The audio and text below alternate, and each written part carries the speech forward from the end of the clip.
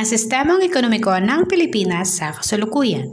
Sa kasalukuyan, ang Pilipinas ay nananatiling supplier ng mga hilaw na materyales, produktong pangkonsumo na karaniwang semi-processed lamang at manggagawa sa mauunlad na bansa.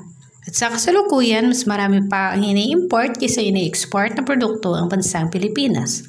At kung mapapansin, mas marami din ang mga dayuhang negosyante ang namumuhunan sa bansa. Sa madaling salita, neo-kolonyal na sistema ang namamayani sa bansa. Sa pangkalahatan, ito ang kaibahan ng Pilipinas sa mga industrialisadong bansa sa Asia. Paano nga ba tayo makakatulong upang mapaunlad ang ating ekonomiya? Una, kailangan natin tangkilikin ang sariling produkto ng bansa. Pangalawa, magkaroon ng kontribusyon sa iyong nasasakupan para sa ikauunlad nito.